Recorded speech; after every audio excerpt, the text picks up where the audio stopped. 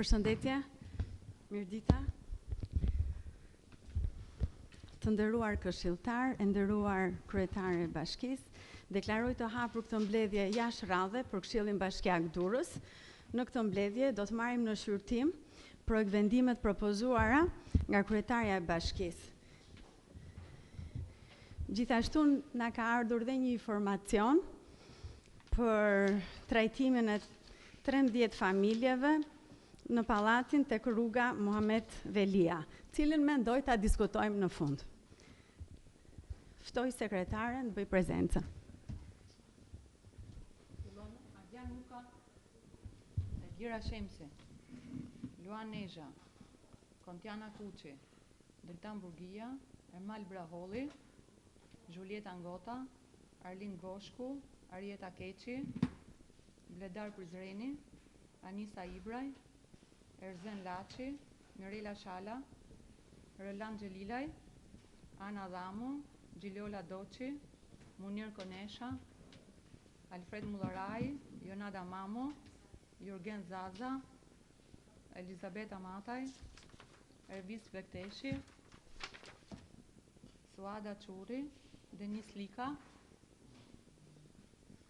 Alketa Ngjeçi, Ilir Paja, Klementina Meçi, Dhesh Çuni, Anila Kapedani, Frank Stragaj, Nurie Gjoni, Hekuran Markola, Silvana Agasi, Aldo Çelaj, Denisa Luarasi, Dorian Isaj, Marsida Feshti, Dritan Rakipi, Jonjada Musaraj, Periana Kotri, Kastriot Xhongoli, Eralda Lipi, Gjojana Gjeneci, Rinald Koka, Flutura Kasa, Jonuz Myshketa, Edlira Devolli, Sami Osmani, Blerina Reqi, Samet Vata, Florian Tahiri, 33 këshilltar në sallë. Faleminderit Dori. Me që kurumi është i pranishëm, vazhdojmë me rendin e ditës. Po, Flutra. Po marrë shkas pak nga votimi i djeshëm në kryesinë e Këshillit Bashkiak, të shtesat e 3 pikave të fundit që ishin për tërmetin. Doja me thonë vetëm diçka. Opozita ka drejtën e vetë për të kundërshtu, por diçka është jashtë logjikës njerëzore, sepse ne këtu jemi me votat e atyre njerëzve që janë jashtë. Dhe çohet opozita të votoj kundër, përveç zotit Nezha, për 3 pikat e tërmetit, dhe pastaj të bëj moral që i bëjnë namin për njerëzit, kjo veç e moralshme s'është. Ku njerëzit me zi presin jashtë për të përfundu dhe për të shpëtu nga problemet e tërmetit.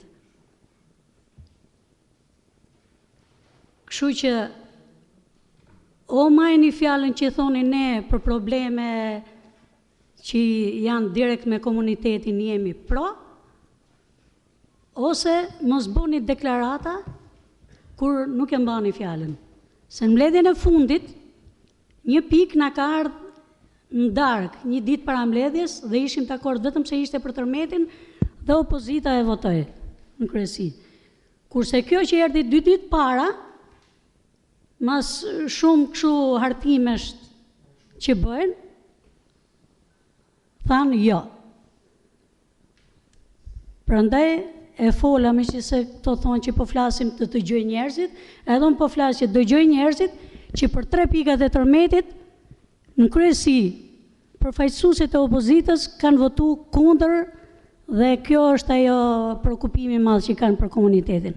Dhe e fundit, zonja kryetare, të lutem shumë, respekto kohën. Nuk është 10 minuta për kryetarët e grupit për çdo pikë, po është 10 minuta nga fillimi deri në fund. Okej, faleminderit. Faleminderit shumë. Atëherë, po Muka.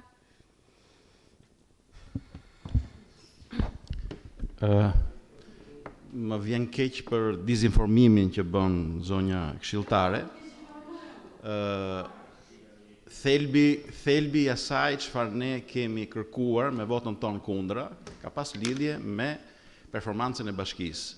Duhet kemi parasysh, ta ketë parasysh e zonja këshilltare, që kjo është mbledhje jashtërradhe. ka një procedurë pak më ndryshe se sa mbledhjet e zakonshme apo dhe mbledhjet e jashtëzakonshme.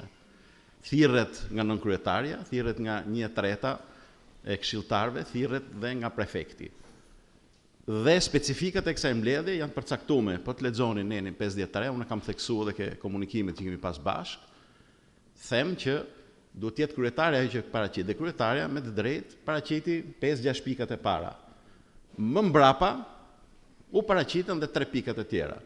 Dhe insistimi jonë dhe në mbledhjen e kaluar dhe në mbledhjet e tjera ka qenë që nga ana administratës bashkisë duhet të jenë më korrekt në respektimin e asaj çfarë thuhet dhe në rregullore dhe në atë çka ka dhe ligji për pushtetin vendor. Pra, 5 ditëshi përpara duhet respektuar në mënyrë që neve të kemi kohë të bëjmë edhe kur të vim për komisione, edhe kur vim për të diskutuar këtu, të kemi të gjithë informacionin domosdoshëm në mënyrë që të jemi sa më konkret.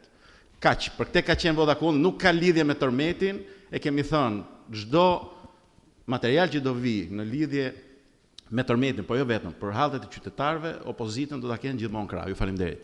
Faleminderit Luka. Të lutem flutra e sqaruam. Filloj me rendin e ditës, ju lutem. Pika 1. Përmiratime e familjeve përfituese të ndihmës ekonomike nga fondi kushtëzuar për blok ndihmën ekonomike deri 6% dhe fondi të ardhurat Bashkisë Durrës për muajin korrik 2026. Pika 2. Përmiratime e planit vendor të veprimit për barazinë gjinore 2026-2030 në Bashkinë Durrës. Pika 3. Përmiratime e kritereve, procedurave të përzgjedhjes së anëtarëve të Këshillit Vendor të Rinisë, si dhe mënyrën e organizimit dhe funksionimit të tij. Pika 4. Përmiratime e përdorimit fondit prej 2.433.796 lek të parafinancuar nga projekti EDN Ecological Development Through Farming for Enhancing the Urban Environment Program Interact IPA South Adriatic 2021-2027. Pika 5. Përmiratime e përdorimit të fondit në formën e transfertës së kushtëzuar të buxhetit shtetit për mbrojtjen civile në kodin AD për objektin mure mbajtëse në njësinë administrative numër 1 dhe numër 2. Pika 6. Për miratimin e ndryshimit të vendimit të Këshillit Bashkiak numër 73, datë 23/12/2025, për miratimin e buxhetit Bashkisë Durrës për vitin 2026 dhe programin buxhetor afatmesëm 2026-2028. Pika 7. Për miratime e shkëmbimit pronës në zbatim të VKM-s numër 597, datë 14/9/2022 për shpronësimin për interes publik të pronarëve të pasurive të paluajtshme, pronë private dhe shkëmbimin e pronës në funksion të procesit të rindërtimit në zonën e planifikuar për rindërtim sipas planit të detyruar vendor për zonën e dëmtuar, pikësore numër 5 banesa kolektive në Bashkinë Durrës, si dhe VKM numër 767, datë 19/12/2025 për shpronësimin për interes publik të pronarëve të pasurive të paluajtshme, pronë private dhe shkëmbimin e pronës në funksion procesit të rindërtimit në zonën e re për zhvillim Spital Bashkia Durrës në kuadër të projektit Rikonstruksioni i rrugëve Misia dhe Azem Hajdari, loti 2 rruga Misia. Pika 8. Për miratime ndryshimit të numrit rëndor 7 tabelës e objekteve për përforcimin miratuar me VKB numër 141, datë 12/11/2021 për miratimin e ndryshimit të tabelës së objekteve për përforcimin bashkëlidhur vendimit Këshillit Bashkiak numër 137, datë 28/10/2021. Për miratimin e listës të përfituesve nga programi i procesit të rindërtimit Pallatit Kastrati numër 14 rruga Ramadan Veliu. Keni ndonjë koment, jeni dakord me rendin e ditës? Kalojmë votim?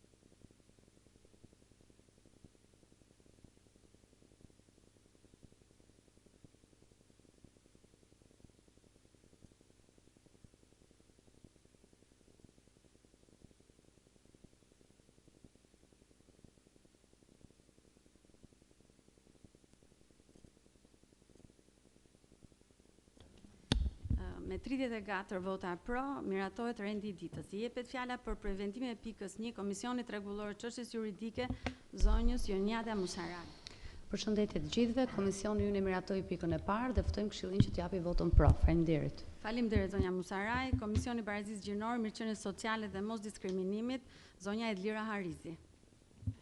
Komisioni Çështjeve Sociale, Barazisë Gjinore dhe Kundër Diskriminimit pasi shpërtoi listën e familjeve që marrin ndihmë ekonomike për muajin korrik 2026 brenda fondit limit 6% të ardhurat bashkisë, e miratoi ato dhe ja kalon Këshillit për votim. Faleminderit zonja Harizi. Komente pyetje ka për pikën 1 të rendit ditës? Nuk ka, kalojnë votim. Kush është pro? Kundër, abstenim? Me 34 vota pro, miratohet pa ndryshime pika 1 rendit ditës. I jepet fjala për preventimin e pikës 2 Komisionit Rregullor Çështjes Juridike, zonjës Jonjada Musaraj. Atëherë pikën e dytë ne si komision e miratuam me shumicë votash dhe ftojmë Këshillin që t'japi votën pro. Faleminderit. Faleminderit zonja Musaraj. E merr fjalën Komisioni Barazisë Gjinore, Mirëqenies Sociale dhe Mosdiskriminimit, zonja Edlira Harizi.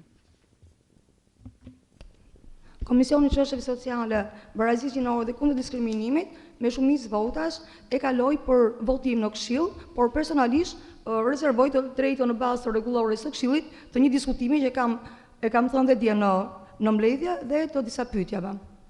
Faleminderit zonja Harizi. Dhe komente pyetje ka për pikën 2? Po, më ka? Kujtova. Nga që s'mor. Kërkoje? Të luta? Po. Atëherë një diskutim të shkurtër në lidhje me projekt planin për vitet 2026-2030 për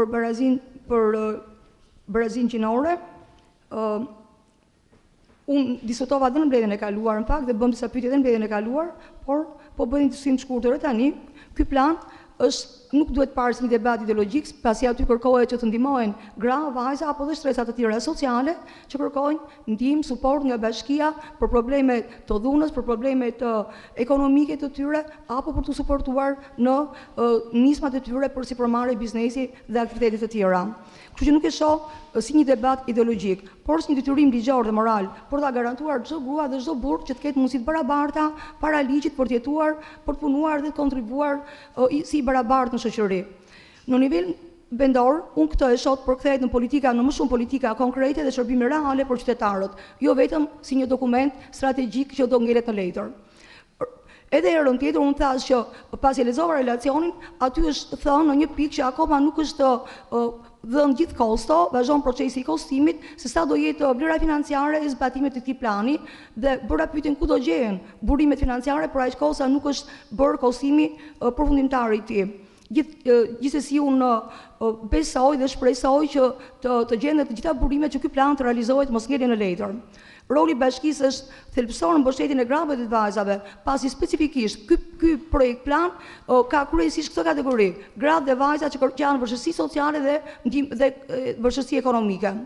Dhe vëmendje e veçantë duhet të kushtohet, mendoj unë, nënave kryefamiljare që janë të vetme, që mbajnë që rrisin fëmijë jetim dhe që mbajnë barën ekonomike apo të përgjegjësinë për rritjen të vetme të fëmijëve. Por këto familje nevojiten politika më të mirëmenduara dhe më aktive edhe për punësimin e nënave, edhe për mbështetjen sociale, por edhe akses për fëmijët e tyre, për çertë dhe kopshe apo dhe programe që krijojnë mundësi reale për vetpunësim dhe për integrimin e tyre ekonomik në shoqëri. Pra që rëndësishme është mbështetja për familjet që kërkojnë ndihmë ekonomike edhe pse janë të dy kryefamiljarët prezent në familje.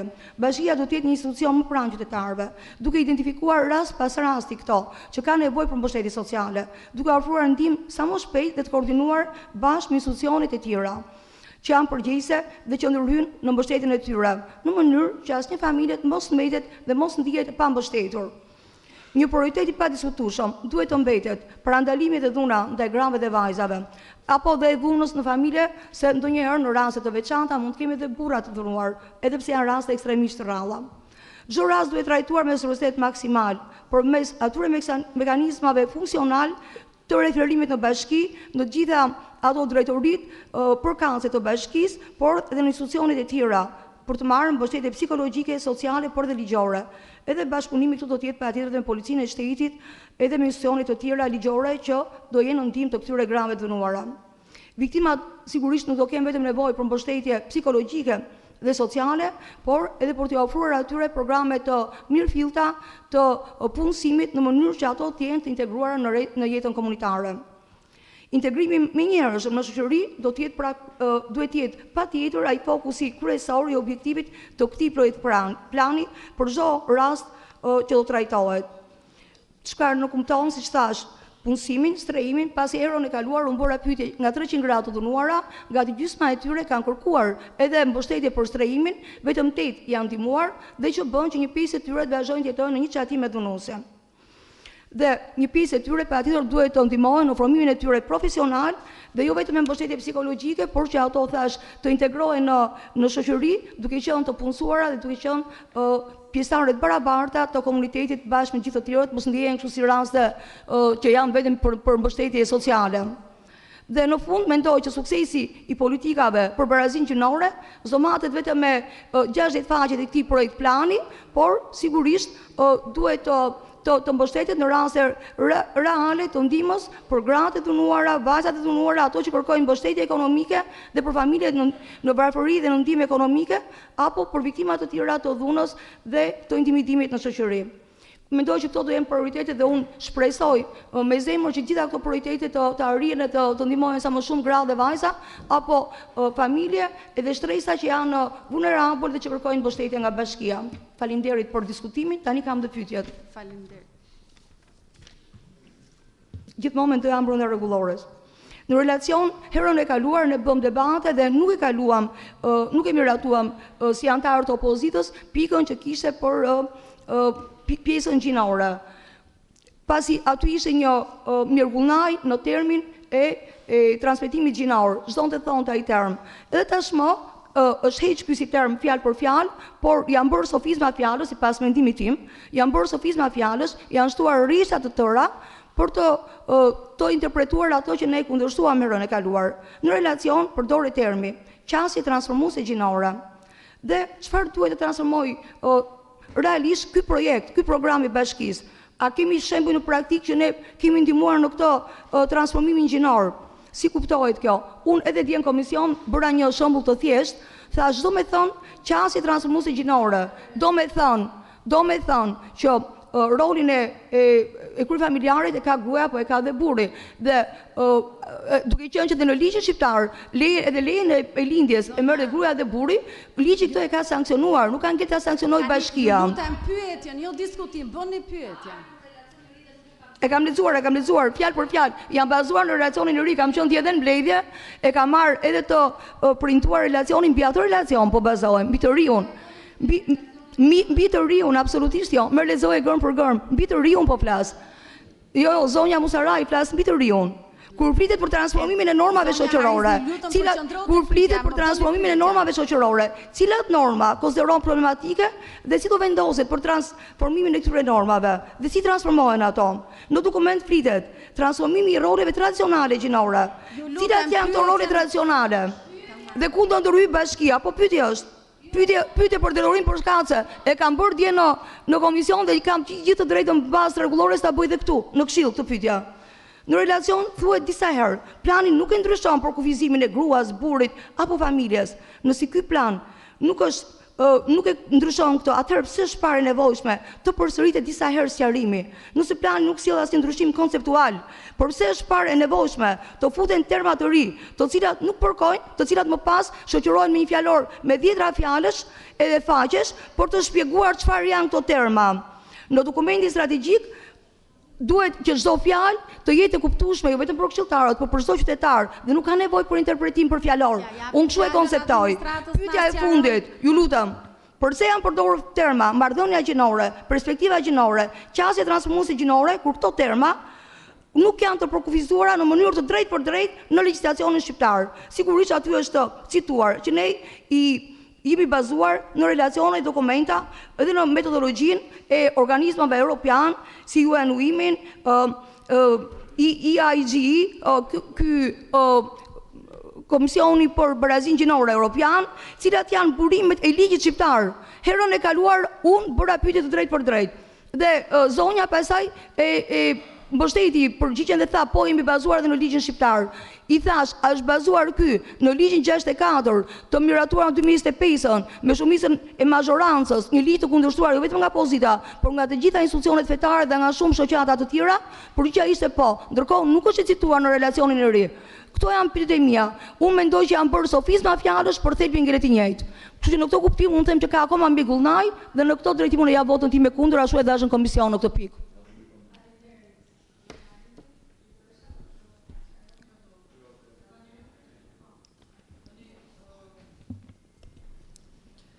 Nderuar këshilltarë, si fillim, ky plan është hartuar me ekspert të organizatës ndërkombëtare UN Women, të cilat financohen nga qeveria shqiptare dhe nuk është e parë që bëjmë një plan. Kemi bërë në 2018, kemi bërë 2022, kemi bërë. Pra është një proces detyrim ligjor, të cilin Bashkia e Durrësit e ka për detyrim ta sjellin Këshill Bashkiak për të miratuar. UN Women kanë në Shqipëri që në 2007 që japin konsulencë vazhdueshme dhe Bashkia e Durrësit ka qenë një ndër bashkitë e para të cilat kanë ngritur strukturat që në 2009 sa i takon shërbimit social dhe dhënies shërbimit në territor. Së dyti bazohet në Kartën Europiane të Barazisë Gjinore dhe në Këshillin e Bashkive të Rajoneve të Europës, të cilët kanë rreth 2000 anëtar të aderuar, 36 shtete, ndërto është dhe Shqipëria dhe 14 bashki janë nga Shqipëria, ndërto është dhe Bashkia e Durrësit. Ju thatë që si do matën këto, ju nuk keni informacion, pra flisni, nuk keni asnjë informacion në çfarë shërbime jepen në Bashkinë e Durrësit. Ne kemi, po ju jap disa shifra, raportet të vitit 2025, janë 7 qendra në Bashkinë e Durrësit që japin shërbim dhe 4 janë të hapur vetëm në gjatë mandatit që unë drejtoj Bashkinë e Durrësit. Në Bashkinë Suk dhe në Bashkinë Rashbull, përpara reformës territoriale, as nuk mendohej që t'i jepej shërbim social kur drejtonte partia që ti përfaqëson. Sot në këto njësi administrative, jo që jepet shërbim, po marrin jo vetëm që janë ngritur strukturat, po merret shërbim nga qindra qytetar, të cilët janë vendosur aty. Atëherë, për vitin 2025, Qendra Komunitare Suk ka ofruar shërbime për 352 qytetarë. Qendra Komunitare Multifunksionare Nishtulla për 427 përfitues. Qendra Komunitare Multifunksionale Rashbull 604 përfitues. Qendra Fuqizojmë Komunitetin për vitin 2025 ka arritur në 849 përfitues, ku 223 qytetarë kanë marrë shërbime të drejtë për drejta sociale, ndërsa 626 të tjerë janë bërë pjesë e aktiviteteve komunitare, informuese dhe ndërgjegjësuese. Qendra e Emergjencës ka 39 përfitues për vitin 2025. Bashkia e Durrës, gjithashtu, gjatë vitit 2025 ka paguar mbështet me pagesën e aftësisë kufizuar 3500 individ dhe 697 kujdestar. Personat verbër 862 persona dhe 238 kujdestar. Paraplegjik dhe tetraplegjik 391 persona, 384 kujdestar. Ndihma ekonomike ka 326 familje dhe sigurisht dhe pjesa tjetër e fondit social. Për mbrojtjen e fëmijëve, gjatë vitit 2025 është ofruar njësia e shërbimit social në Bashkinë e Durrësit, ka ofruar mbrojtje për 245 fëmijë në nevojë mbrojtje përmes koordinimit të shërbimeve psikologjike, sociale, ligjore, arsimore dhe shëndetësore. Në 2025 janë trajtuar 339 raste të dhunës së familje dhe sigurisht duke u bazuar tek plani që shkojnë, në dhjetor ne miratuam për herë të parë bashkia e parë në Shqipëri, e cila do t'japi grantin e menjëhershëm për bonusin e qeras të financuar 100% nga Bashkia e Durrësit për gratë të cilat janë pre dhunës në familje, pa pasur nevojë që miratimi të vinë në Këshillin Bashkiak. Pra ne kemi miratuar këtu me votën e gjithëve ju që ajo që ndodhet, ajo grua apo burri i cili është pjesë pre dhunës në familje, të ketë mundësinë brenda 24 orëve të largohet nga banesa apo nga dhunuesi. Nga ana tjetër, gjatë 2026-s në Rashbull ka pasur pra për 6 mujorin 273 përfitues, Nishtulla 370, Qendra Fuqizojmë Komunitetin 578 përfitues. Njësia për mbrojtjen e fëmijës ka administruar 302 raste, ndër të cilat 57 janë raste të shtuara këtë vit. Këtu jepet mbështetje psikologjike, ndihmë juridike falas, regjistrim në çdo çerdhe, kopshte, e tjera me radhë. Në të njëjtën periudhë janë trajtuar 70 raste të dhunës në familje, nga të cilat 51 gra dhe 90 burra për interesin tënd veçantë. Një komponent tjetër i rëndësishëm i mbështetjes sociale janë dhe programet e strehimit social, ku gjatë 6 mujorit të parë të 2026-s janë mbështetur me bonus qiraje 356 familje e nderuar këshilltare, ku përfitues janë drejt për drejt 203 fëmijë. Tani ky plan nuk ka asnjë element, të gjitha ato terminologjitë që ti përdore, transformim gjinor e tjera me radhë, asnjë element në kundërshtim me legjislacionin shqiptar në fuqi. Ne këtu jemi Këshilli Bashkiak, nuk jemi parlamenti që diskutojmë ligjin në veçanti, kështu që ky plan gjithashtu është një element tjetër shumë i rëndësishëm për sa i takon do preferoja të më shikoni në sy në fakt, po e kuptoj që e ketë vështirë. Ky plan gjithashtu është një instrument shumë i rëndësishëm për grantin që merr Bashkia e Durrësit nga qeveria shqiptare. Pra, në një sistem pikëzimi që është vendosur për çështjen e transfertave, ne do të kërkojmë që me planin e miratuar do të marrim rreth 9.5 milion lek më tepër, me planin e refuzuar nga Këshilli do ta humbim këtë mundësi gjithmonë për t'i dhënë shërbim qytetarëve Durrësit. Shumë faleminderit. Faleminderit kryetare. Jo, nuk ka replik tash. Ti fole, unë fola. Jo, të lutem, nuk ka replik. E ka kërkuar fjalën.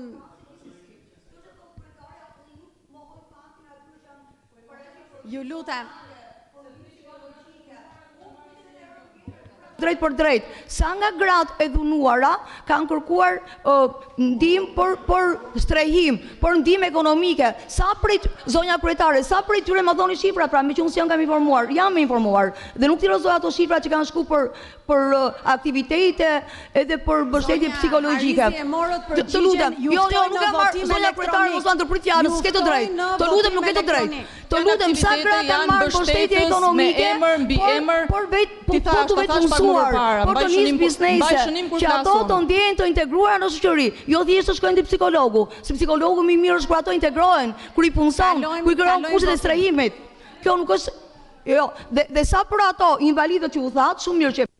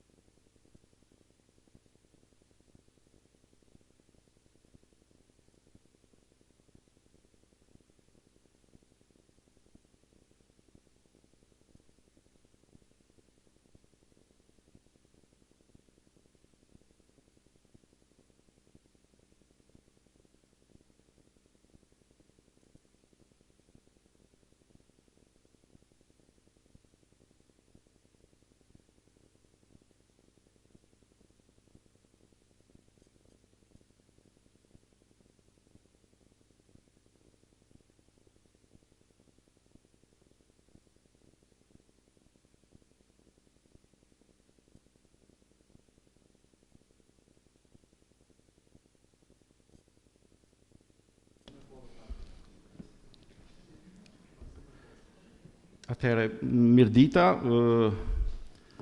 për të bërë replik, për ato që është natë mi mbroma, për ne është ditë sot.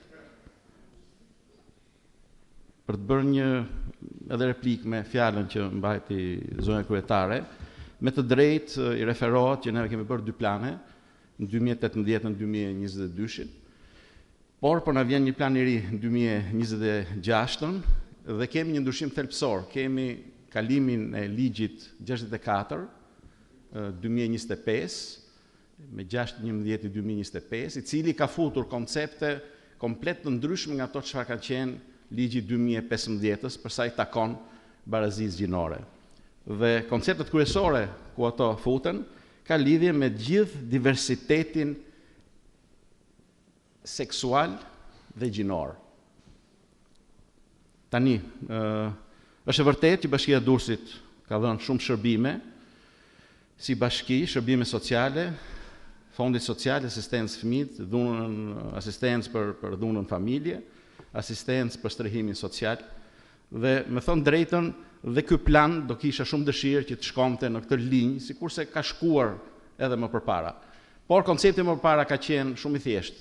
U diskutonte për gra dhunuara, u diskutonte për gra të trafikuara, për gra në pamundësi dhe burra njëkohësisht, ndërkohë që plani që në paraqit herën e kaluar dhe që ne votuam kundra, kishte edhe koncepte, me thënë të drejtën, të bazuara në ligjin 64/2025, për sa i takon koncepteve të reja, pra ishte futur dhe koncepti LGBT-s, si dhe konceptet që kanë lidhje me ligjin në gjithë diversitetin e tyre gjinor.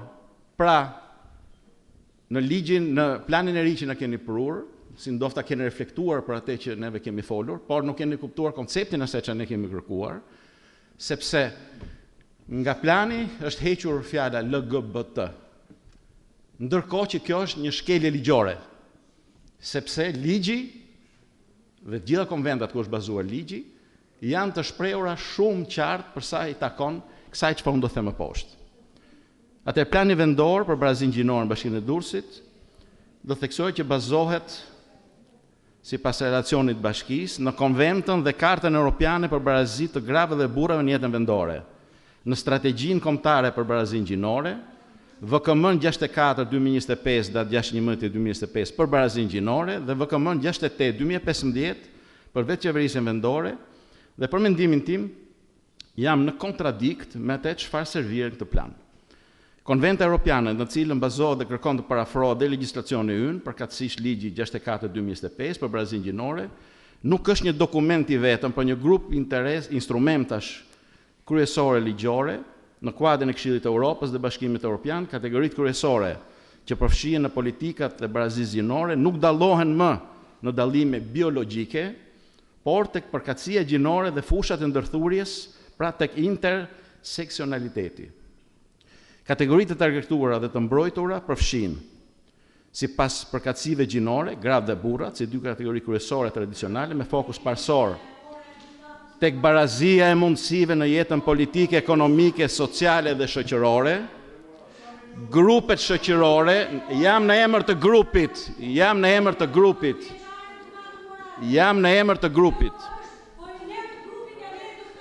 grupet shoqërore në nevojë. Zonja kryetare, ka mundësi të veni rendit, lutem? Grupet shoqërore në nevojë të ndërthurura, ku të drejtat zbatohen mbi kategoritë që vuajnë nga diskriminimi shumëfisht, i interseksionaliteti dhe të marginalizimit.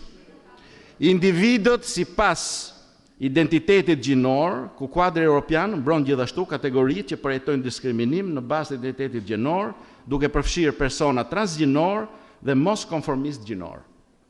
Bazuar sa më sipër në legjislacionin tonë, ligjin 64, ligjvënësit janë përpjekur që të parafrojnë legjislacionin tonë me atë europian në kuadër të plotësimit kushteve për përmbylljen e kapitujve ku neve kërkojmë të hyjmë në Europë.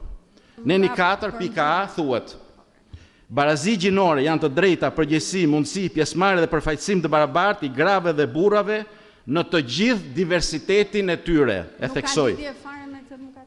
Po më leni ta mbaroj, lutem. Në të gjitha fushat e jetës si dhe mundësitë barabarta për të gëzuar të drejta dhe për të mbushur detyrimet në shoqëri, duke përfituar një lloj nga arritjet dhe zhvillimet e shoqërisë në respektimin të dallimeve biologjike, shoqërore, kulturore, interesave, nevojave dhe prioriteteve të grupeve të ndryshme sipas përkatësisë gjinore. Kështu thot ligji shqiptar. Në 12 po i këtij ligji, buxhetimi i përgjithshëm gjinor, pika 1 thuhet: institucionet në nenin 12, institucionet publike sigurojnë zbatimin e politikave të barazisë gjinore duke përfshirë interesat, prioritetet dhe nevojat e ndryshme të grave dhe burrave në të gjithë diversitetin e tyre, nëpërmjet zbatimit të integrimit gjinor dhe buxhetimit të përgjithshëm gjinor në procesin planifikimin, menaxhimin, zbatimin, monitorimin e vlerësimeve, politike buxhetore si dhe programe dhe plane dhe projekte zbatimit të tyre me qëllim shpërndarjen mbi baza të nevojave specifike gjinore të burimeve.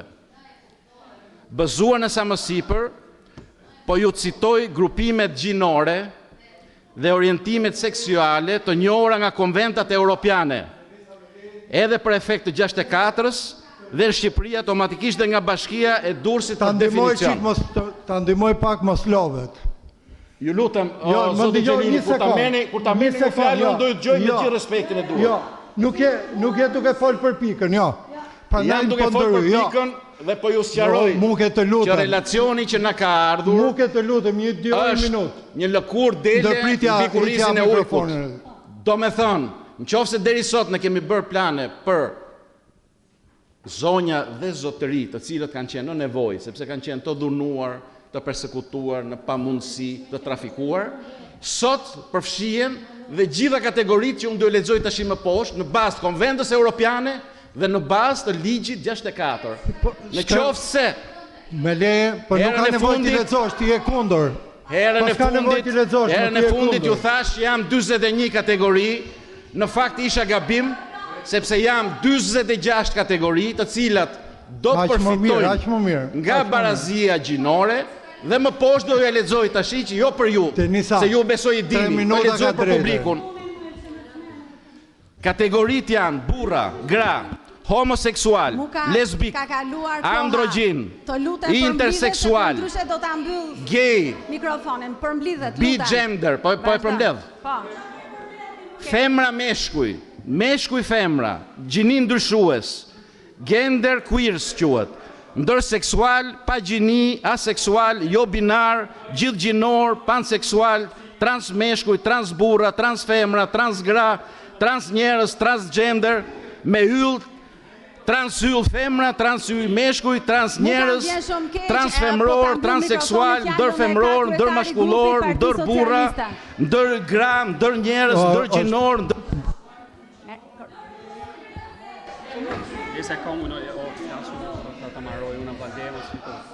Përshëndetje.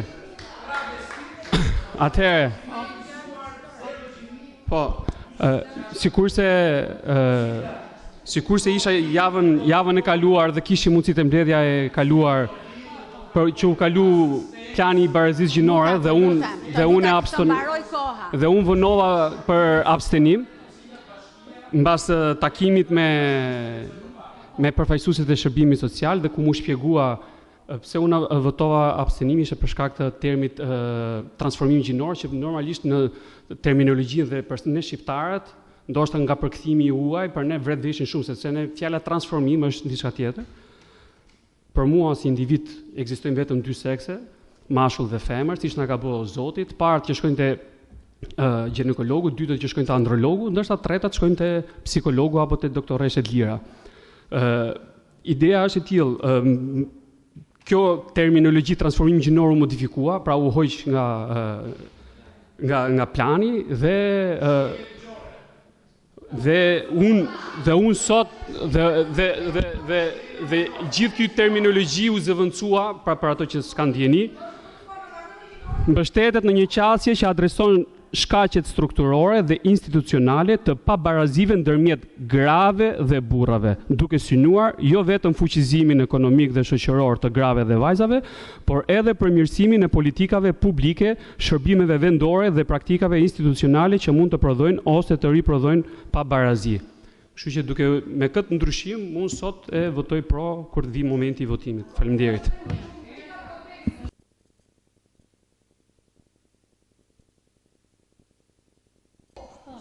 Me le, o doktoresha,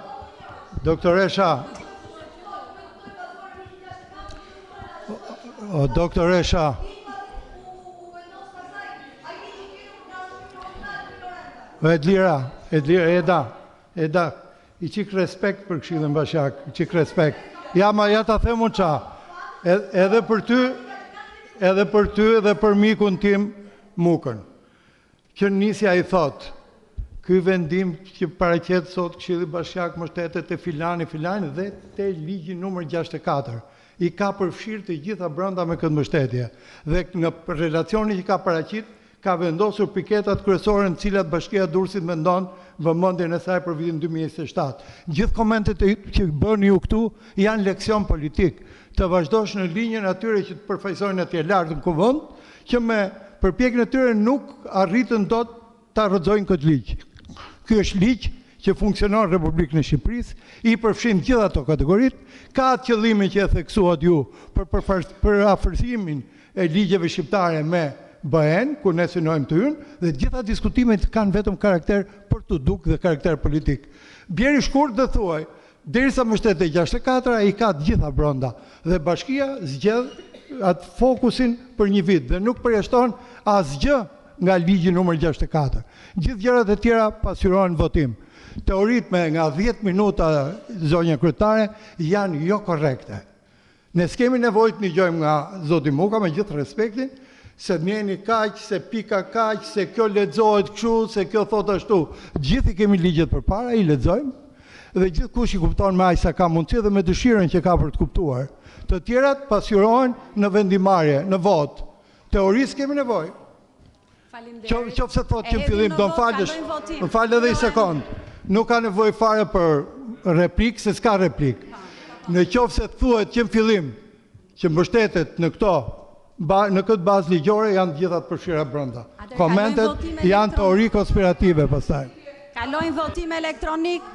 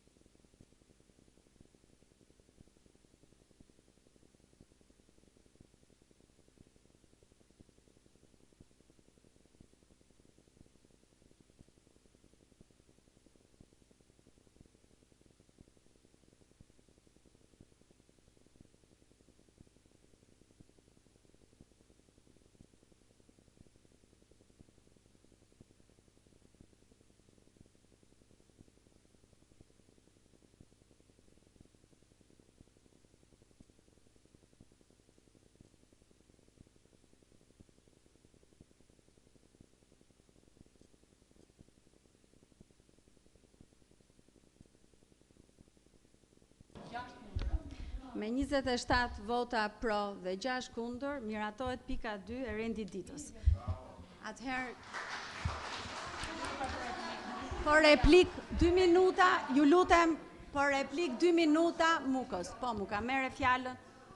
Të lutem me lira vetëm qetësisë.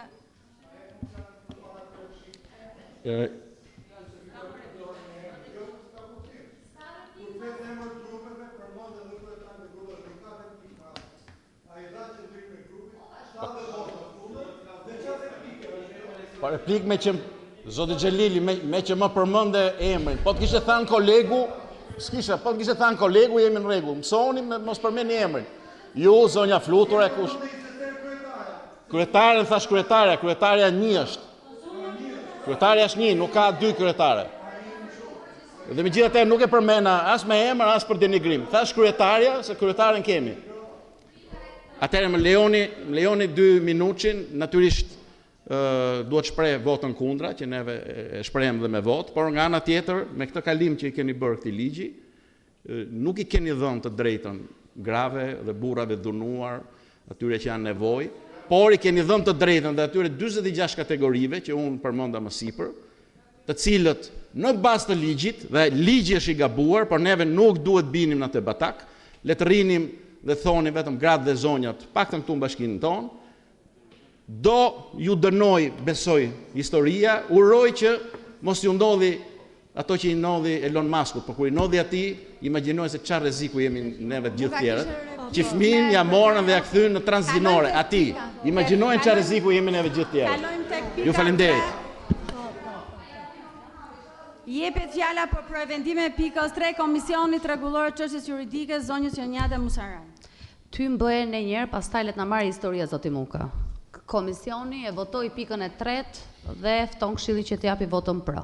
Faleminderit zonja Musaraj. Komisioni Kulturës, Arsimit, Rinisë, Sporteve, Komunitete Fetare dhe Titujve të nderit zoti Kastriot Xhongoli. Përshëndetje, edhe komisioni jonë ra dakord dhe fton Këshillin të votojë. Faleminderit zoti Xhongoli. Komente pyetje ka për pikën 3 të rendit ditës? Nuk ka, kalojmë votim elektronik.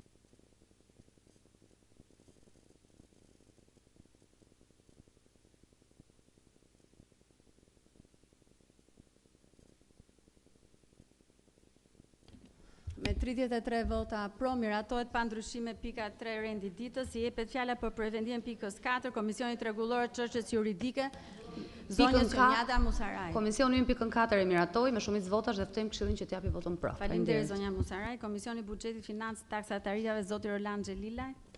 Edhe komisioni jonë e kalon këtë pikë për miratim Këshillin Bashak. Faleminderit zoti Xhelilaj. Komisioni Marrëdhënieve me Jashtë dhe Integrimit Evropian, zoti Luan Nezha. Përshëndetje, komisioni umblodh, kalojmë me vota shumicës. Shumë faleminderit zoti Nezha. Komente pyetje ka për pikën 4 të rendit ditës? Nuk ka, kalojmë votim elektronik.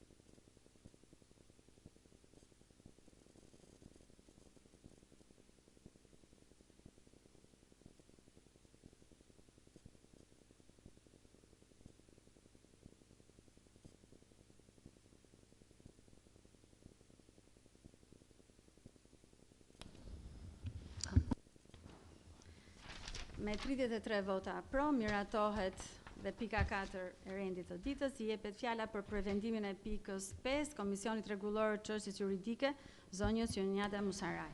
Edhe pikën 5 ne si komision e votuam pro dhe ftojmë Këshillin që ta miratoj sot. Faleminderit. Faleminderit zonja Musaraj. Komisioni i Buxhetit, Financës, Taksave dhe Tarifave, zoti Roland Xhelilaj.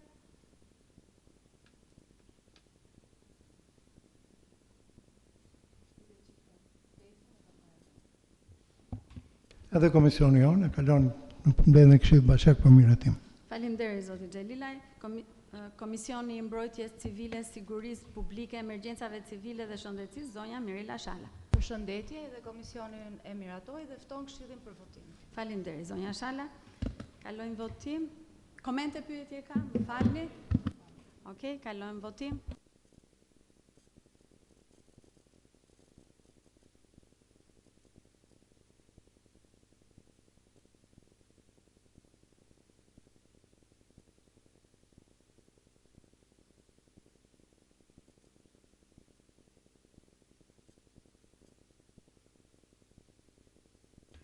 Me 33 vota pro, miratohet pa ndryshime pika 5 e rendit të ditës, i jepet fjala për prevendime pikës 6, Komisionit Rregullor Çështjes Juridike, zonjës Jonjada Musaraj. Edhe pikën 6 ne miratuam dhe ftojmë Këshillin që t'japi votën pro. Faleminderit zonja Musaraj, Komisioni Buxhetit, Financë, Taksa dhe Tarifave, zoti Roland Xhelilaj. Komisioni jonë unanimisht ishte dakord për kalimin e kësaj pike dhe për rëndësinë e saj në mbledhje këshillë dhe miratimin e këtij projekt vendimi. Shumë faleminderit zoti Xhelilaj. Komente pyetje ka për pikën 6 rendititës? Nuk ka, kalojmë votim elektronik.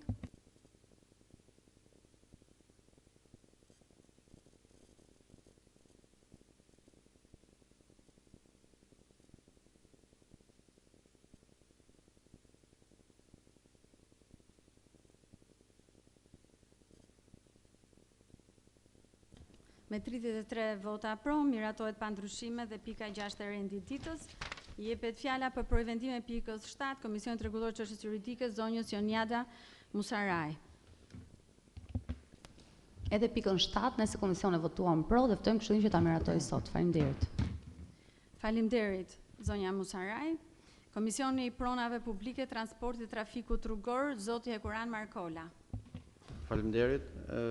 Komisioni I Pronave Publike, pikën 7 renditës e kalon për votim Këshillin Bashkiak me votimin e shumicës. Faleminderit zoti Markola. Komisioni I Strehimit dhe Shërbime Publike, zonja Marsida Feshti. Përshëndetje, edhe Komisioni I Strehimit dhe Shërbime Publike është dakord që pika 7 kaloj për votim këshill. Faleminderit. Shumë faleminderit zonja Feshti. Komente pyetje ka për pikën 7 rendititës, po Muka? Unë me thënë drejtën kisha një pyetje ku I referoni për zonën e dëmtuar pikësore. Çfarë është domethënë në koncept zonë e dëmtuar pikësore? Faleminderit.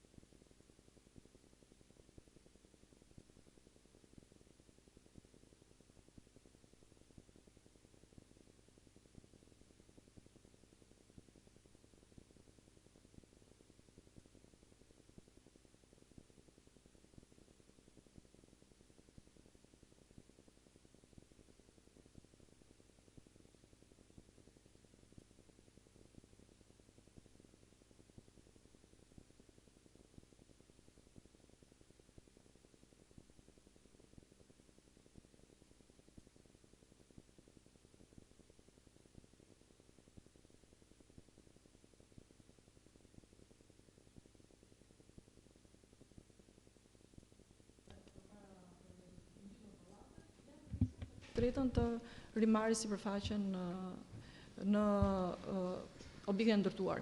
Tani normalisht ato janë me VKM, janë pra janë nominale, edhe emrat dhe përfituesit, por ne I sollëm në këshill sepse së pari për pozicionimin e tyre, se ku do të pozicionohen, pra në rastin e dyqaneve, në gjithë pronën e katit për dhe, këta do të pozicionohen në këtë pozicion, le të themi, në 1/4 e sipërfaqes.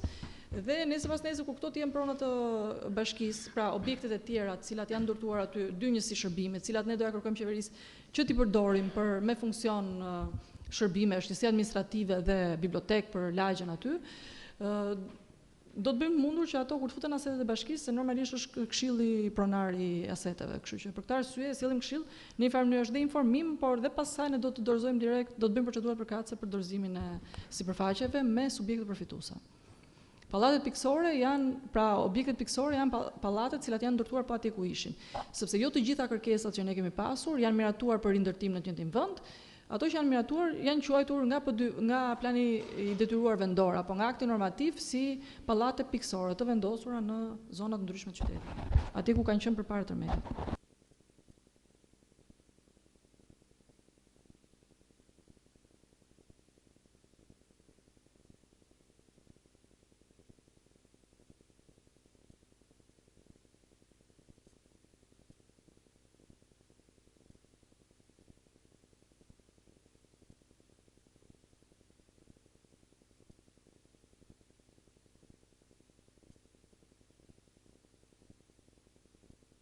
Një pjesë dhe marrin sipërfaqe, ndërsa tek Azem Hajdari, pra marrin apartament në gjithë një pallat ku është ndërtuar godina, siç është Lura Dakli.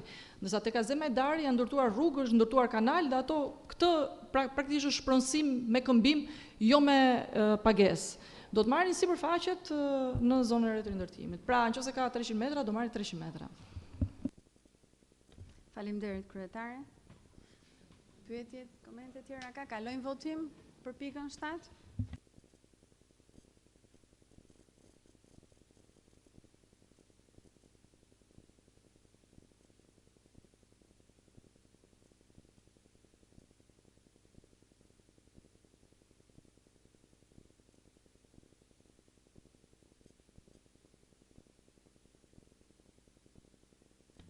Me 33 vota pro, miratohet pa ndryshime dhe pika 7 e rendi ditës. I jepet fjala për përvendime pikës 8 Komisionit Rregullor Çështjes Juridike zonjës Jonjada Musaraj. Edhe pikën 8 ne si komision e miratuam dhe kërkojmë sot që Këshilli ta miratojë pra. Faleminderit zonja Musaraj. Komisioni i Buxhetit, Financës, Taksave dhe Tarifave, zoti Roland Xhelilaj.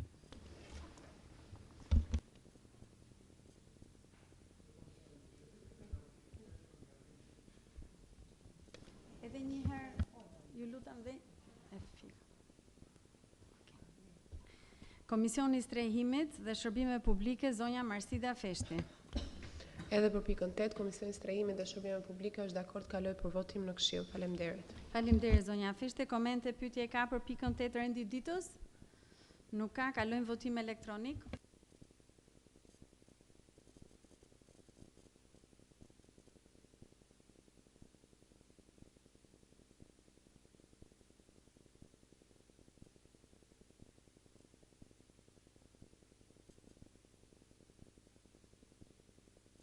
Me 33 vota pro, miratohet pa ndryshim dhe pika 8 e rendit ditës. I jepet fjala për prevendime pikës 9 Komisionit Rregullor Çështjes Juridike zonjës Jonjada Musaraj. Edhe pikën 9 ne si komision e miratuam me shumicë votash dhe ftojmë Këshillin që t'japi votën pro. Faleminderit zonja Musaraj. Komisioni i Strehimit dhe Shërbime Publike, zonja Marsida Feshti. Edhe për pikën 9, Komisioni i Strehimit dhe Shërbimeve Publike është dakord që të kaloj për votim në Këshill. Faleminderit. Faleminderit zonja Feshti. Komente, pyetje ka për pikën 9 rendit ditës? Po, mu ka?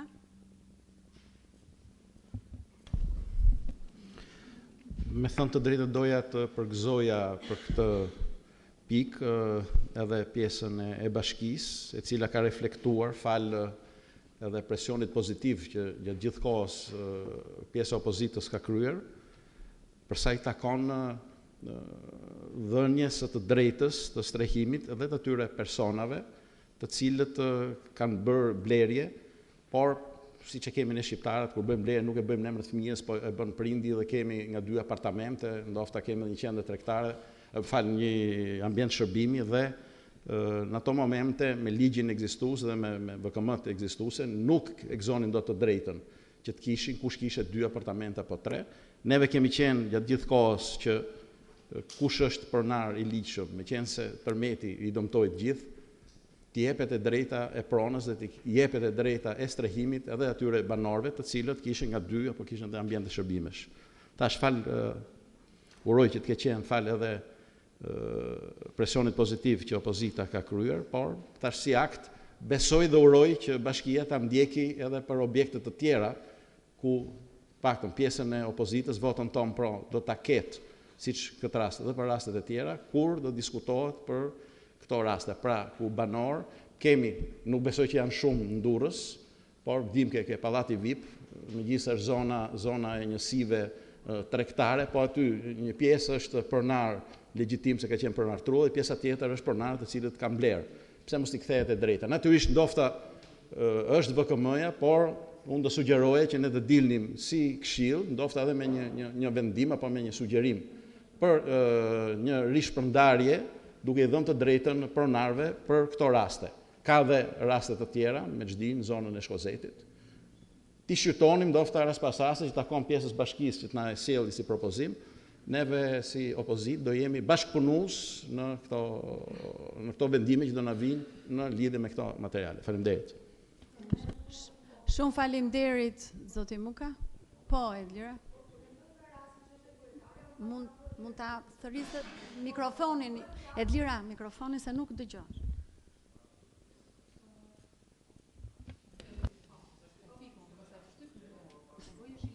Jo, unë kam zëllë pa mikrofon, po, me që më kërkua mikrofonit. Duke qenë që sekretarja, këtu bëhet fjalë për pallatin 901 pranë shkollës në Infranshri. Besoj që ju e dini si problem. Atyre fillimisht u tha që do të më remetojnë baneset me fondin që do jipej, pastaj u tha që ai pallat mund të çonte dhe së fundmi nga Instituti i Ndërtimit u vendos që do forcohen kolonat.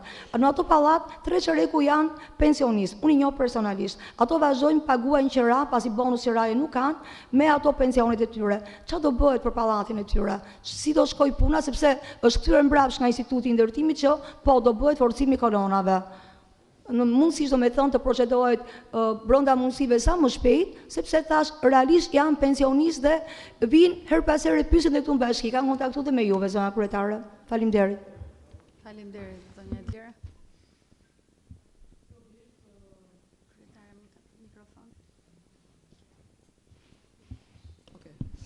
Ky objekt ka pësuar disa analizat ndryshme nga Instituti i Ndërtimit. Njëra që ndësë tresh, pastaj vlerësimi doli mbi 7% për ndërtim, pastaj u rishikua si vendim dhe konkluzionet e Institutit të Ndërtimit ishin që duhej riforcuar. Ne kemi përfunduar projektin, kemi dërguar materialin në Këshillin Shtetëror të Rindërtimit, është miratuar dhe aty. Dhe besoj në një rishikim mundshëm që mund të kemi gjatë vjeshtës, mundet që ta buxhetojmë, sepse realisht aty dëmet janë të konsiderueshme. Faleminderit, kryetare. Pyetje tjetër ka? Kalojmë votim?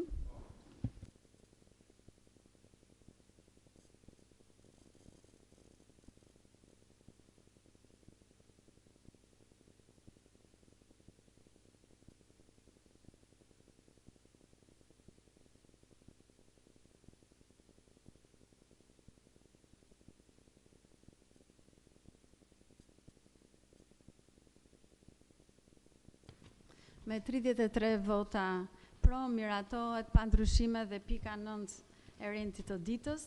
Siç ju thash dhe në krye të herës, ju ka ardhur me email një informacion nga bashkia, pra një drejtuar këshillit nga kryetarja dhe me dakordsinë tonë, ne si këshill, të marrim në shqyrtim çështjen e rindërtimit të rastit të objektit në rrugën Ramadan Veliu. Dhe si kryetare e këshillit ngarkoj Komisionin Ligjor për ta zbardhim dhe të marrim një vendim. Ngarkohet Bashkia Durrës për zbatimin e këtij vendimi.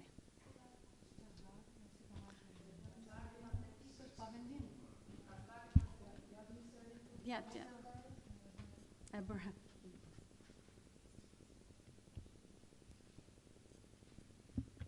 Atëherë, në vazhdim të edhe asaj që tha këshilltari Muka, ne kemi shqyrtuar tek ky objekt, pra objekti i rrugës Ramadan Veliu, kemi shqyrtuar rastet cilat i kemi klasifikuar në bazë të akt normativ numër 9 si përfitues dhe me vendimin normalisht doli që ato miratohen, ndërsa në ditën e sotme në këshill ju kemi sjellë një informacion për pjesën tjetër të banorëve që janë në ato objekt, të cilët mund të kenë çështje problematika të ndryshme dhe specifika të ndryshme, të cilat ne nuk e marrim dot vendimin për propozimin për miratim. Të nisur nga situata faktike aty, pra që gjendja e apartamenteve është, këto njerëz posedojnë nga një certifikat pronësie. Për arsye që mund të kenë prona të dyta në qytetin e Durrësit apo mund mos jenë shtetas të shqiptar. Ne nuk kemi mundësi të shqyrtojmë, ja kemi sjellë Këshillit për të marrë një vendim, pra për të shprehur dakordsinë, janë dakord apo jo që këto të jenë përfitues, sepse kemi pasur dhe precedencë, pra aty kemi 3 arsye. Para akti normativ numër 9, në 21 thotë që duhet përfitojnë të gjithë ata që kanë pasur shtëpi nëse pallati ndërtohet pa atij u ka qenë. Së dyti, këtu investitori që ka pasur objektin përpara se të shembej ka dhuruar një sipërfaqe për 3.000 m2 për banorët, në mënyrë që ata mos merrnin sipas aktit normativ, po të merrnin sipërfaqen ekzistuese që kanë patur. Dhe së treti kemi 2 raste të cilat janë drejtuar gjykatës dhe kanë dalë fitues. Tani ne për të shmangur këtë hapësirë pritje kohore për qytetarët që kanë pasur pronat aty më përpara, i kemi sjell një relacion Këshillit së bashku me problematikat gjitha rasteve nominale dhe kërkojmë nga ju një opinion i cili patjetër do të dalë në një vendim pro apo kundra për të shqyrtuar këto raste apo jo. Dhe sigurisht ne kemi pasur një rast precedent që është bërë, tash i viti nuk e kujtoj, po mbase në 2022 ose 2023 ku Këshilli ka shqyrtuar drejt për së drejti kërkesën e qytetarëve.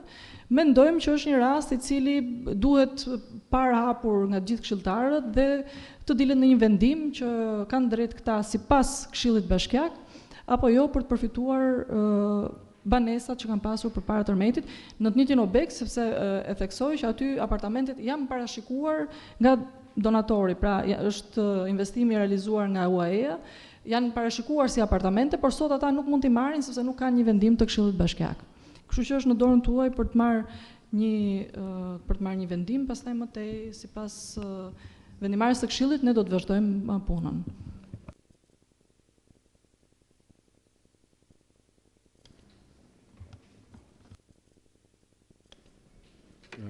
Zonja kryetar, ky si material tash po e shihem, me thënë se nuk e kam arrit ta shoh, është i orës 10:40. Megjithatë ne e shprehëm atë çfarë është opinioni jon edhe në rastin paraardhës. Pra, jemi pozitiv dhe do shprehemi po gjithmonë në këto raste kur do diskutohet që për banorët aq më shumë që ndërtojnë në të njëjtin pozicion dhe kur nga ana e ndërtuesit zhvilluesit është vënë në dispozicion edhe kjo hapësirë, pra sipërfaqja që do të japi këtyre banorëve. Pra nuk ndikon në asnjë moment në ato çfarë është kasën dhe pjesën e investimeve të bashkisë. Jemi pozitiv. Tani nga ana ligjore besoj që neve do japim në parim sot okejin dhe kjo do futet si një pikë në rendin e ditës mbledhjes tjetër, apo me aprovimin ton, kjo do kaloj si pikë. Të do doje teknikisht.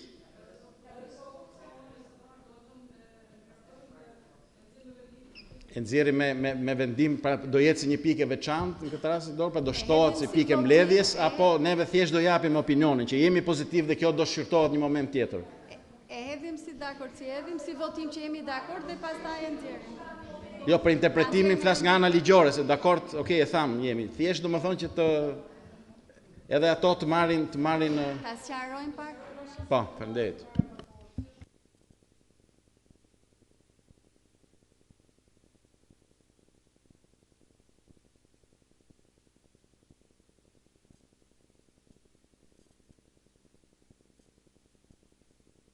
Të nderuar këshilltar, jemi para faktit që ne kemi kërkuar nga Këshilli Bashkiak në këtë rast për dalë me një vendemarrje, duke qenë se akti normativ për ne e ka kufizuar pak të drejtën për t'i kaluar dhe për të nxjerrë një strukturë për pronat legjitim që janë në rrugën Ramadan Velja në njësin nëmër 5, ndodhur në këtë kushte, duke qenë se propozimi nuk ka ardhur dot nga Komisioni i Posaçëm, që unë jam një anëtar e Komisionit Posaçëm, kërkojmë nga ana juaj që kjo vendimarrje të merret nga Këshilli Bashkiak dhe më pas zbardhja e vendimit bëhet nga Këshilli Bashkiak.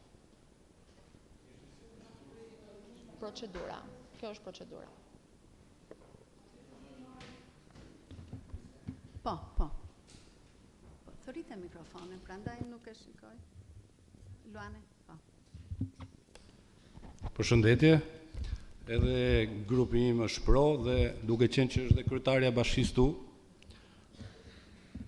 do doja që përveç këto raste dhe raste tjerë të mbyllet sa më shpejt procesi ndërtimi, sepse me 26 nëntor të këtij viti bëjmë gati 7 vjet zyrtarisht, duke qenë që është qytetarët e Durrësit, si në qytet dhe rrethinat, jo e presin, po e presin ndoshta sepse edhe nga ana mbas shpirtit dhe shprona, dhe duke qenë që jo vën këtë rast, po jam edhe me kolegen Flutra, ku diskutojmë ndonjëherë në mënyrë private, për mu personalisht sigur dhe 10 minuta më parë me ardhë një vendim i tillë, me votën time dhe grupit time ka pro. Faleminderit. Për çështjet e tërmetit, shpjegim. Faleminderit. Jo, fjale ka kërkuar fjalën drejtoresha. Të hidhet në votim, të votohet dhe më pas të kaloj në projekt vendim bashkëqendror. Për të përfituar të 10 banorët të cilët kanë kërkuar të përfshihen. Duhet ta miratojmë. Ta miratojmë një herë, ta kalojmë në ta shpjegoj drejtoresha.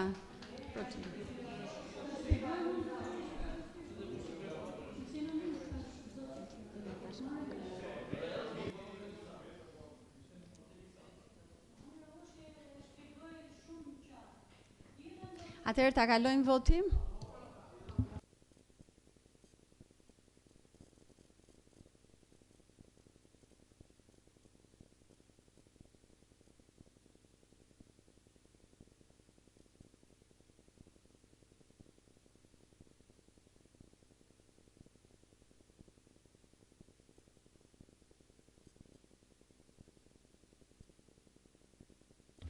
Atëherë me 32 vota pro, kalon dhe pika e shtesë 10 dhe ju falenderoj shumë për bashkëpunimin, po dhe do ta zbardhi Komisioni Ligjor patjetër. Dhe ngarkohet bashkia për zbatimin e këtij vendimi. Faleminderit, mbledhjen e deklaroj të mbyllur, ju uroj pushime të mbara. Miru takofshim në shtator.